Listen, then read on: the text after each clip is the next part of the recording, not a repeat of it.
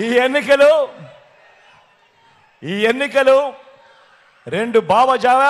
భావజాలాల మధ్య జరుగుతా ఉన్న సంఘర్షణగా జరుగుతా ఉన్న ఎన్నికలు. ఈ ఎన్నికలు వారి పెత్తందారి భావజాలానికి మన పేదల అనుకూల భావజాలానికి మధ్య జరుగుతా ఉన్న యుద్ధం. ఈ ఎన్నికలు గవర్నమెంట్ బడిలో ఇంగ్లీష్ మీడియం వద్దన్న వారికి అదే గవర్నమెంట్ బడిని నాడు నేడుతో మొదలు ఇంగ్లీష్ మీడియంతో పాటు పిల్లల చేతుల్లో ట్యాబులు పెడుతూ డిజిటల్ బోధనతో సిబిఎస్ఈ నుంచి ఐబీ దాకా ప్రయాణంతో గవర్నమెంట్ బడుల రూపురేఖలు మారుస్తా ఉన్న మనకు మధ్య పోరాటం ఈ ఎన్నికలు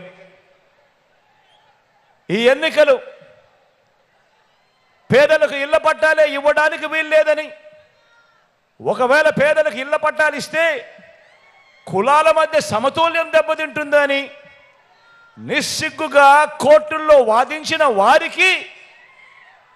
ఏకంగా నా అక్క చెల్లెమ్మల పేరిట 31 లక్షల ఇళ్ల పట్టాలు ఆ అక్క చెల్లెమ్మలకు, ఆ పేదలకు ఇచ్చిన మనకు మధ్య ఈ యుద్ధం జరుగుతూ ఉంది. ఈ ఎన్నికలు నామినేటెడ్ పోస్టుల్లో ఎస్సీలు, ఎస్టీలు, బీసీలు, మైనారిటీలు, ఈ పేద సామాజిక వర్గాలకు పెద్దపీట వేయటానికి మనసు లేని గత టీడీపీ పాలనకు ఏకంగా చట్టం చేసి మరి 50% పదవులు ప్రతి పదానికి ముందు నా నా నా నా అంటూ నా ఎస్సీలు, నా ఎస్టీలు, నా బీసీలు, నా మైనారిటీలు అని అంటూ వారందరినీ కూడా గుండెల్లో పెట్టుకొని ఆ సామాజిక వర్గాలకే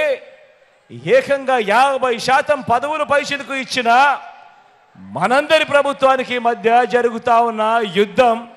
ఈ కురుక్షేత్ర మహాసంగ్రామం. ఈ ఎన్నికలు గతంలో ఎప్పుడూ జరగనట్టుగా, గతంలో ఎప్పుడూ చూడనట్టుగా ఏకంగా 2,70,000 కోట్ల రూపాయలు, ఏకంగా 2,70,000 కోట్ల రూపాయలు, అందులో 75% పైగా నేను నా నా నా నా అని పిలుచుకునే నా ఎస్సీలు, నా ఎస్టీలు, నా బీసీలు, నా మైనారిటీలు అంటూ ఆ సామాజిక వర్గాలకే డీబీటీగా, అంటే నేరుగా మీ బిడ్డ బటన్ నొక్కడం, నేరుగా నా అక్క చెల్లెమ్మల కుటుంబాల ఖాతాల్లోకి డబ్బులు వెళ్ళిపోవడం, ఎక్కడా కూడా లంచాలు లేకుండా,